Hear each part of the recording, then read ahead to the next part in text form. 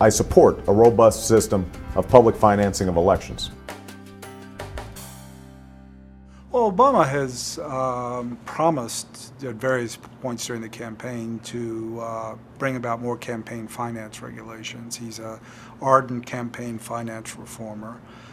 So he's promised that. However, the circumstances don't suggest that he's going to do much on that.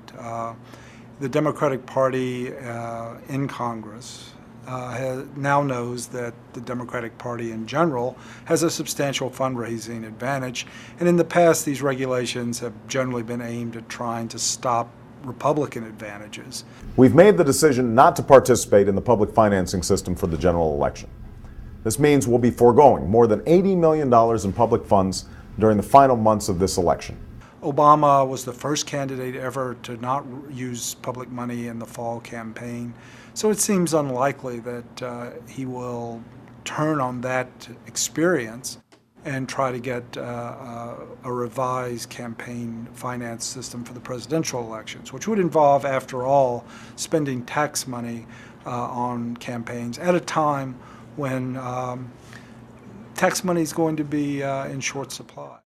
I do believe in fairness. I remember when there was a fairness doctrine, and I think there was much more serious, correct reporting to people. The fairness doctrine is a law that existed from essentially 1949 until the late 1980s in the United States. It governed entities that used the broadcast spectrum, television and radio. And essentially what it said is that they had to devote a reasonable amount of time to public issues, and that they had to provide an opportunity for response to people who were, or causes that were criticized or mentioned in broadcast. Now clearly this was something that wouldn't exist with newspapers. It was clearly a First Amendment issue because it took away editorial control from the people who own radio or television stations. Obama himself has given mixed signals about it. At times he said he doesn't want to see the fairness doctrine return, but at other times he said he has made no fixed position on it. It's very clear that the Speaker of the House, Nancy Pelosi, has said that she supports it. Legislation has been drawn up. There's probably substantial support for it in the House of Representatives among Democrats. It's not clear about the Senate, but I think there might be enough votes there. The very same people who don't want the fairness doctrine want the FCC to limit pornography on the air. I am for that. I think pornography should be limited. But you can't say government hands off in one area to a commercial enterprise, but you're allowed to intervene in another. That's not consistent. Well, in my view, talk radio tends to be one-sided. It also tends to be dwelling in hyperbole. It's explosive. It pushes people to, I think, extreme views without a lot of information. What is interesting about it, I think, from a free speech standpoint, is the uses it was put to in the 60s and 70s. In 1962, a number of people around President Kennedy were concerned about some of his policies being attacked, primarily by conservative Christian ministers who here and there throughout the country would appear on radio with 30-minute shows and so on.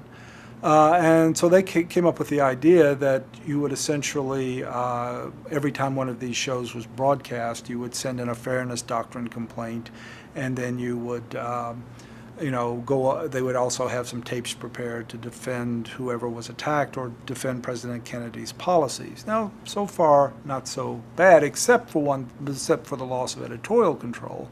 However, the result was, with a lot of these smaller stations, that if they had to provide for this extra time, and it was at no cost, the result was they would simply take off the offending speech that started the whole thing from the conservative Christian minister. There's in fact memos that were sent to the Democratic National Committee in '64 after Johnson had become president and had been re-elected in '64. The people who had started this campaign sent memos to the Democratic National Committee saying, we're responsible for getting these ministers off the air and making the president's re-election a lot easier. So it was very clear that this was an attempt to suppress speech.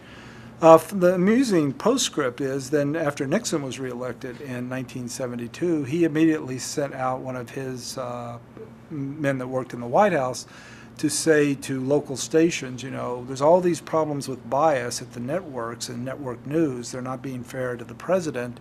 If you local stations don't deal with that bias, we're going to take it into consideration under the fairness doctrine when your license is renewed.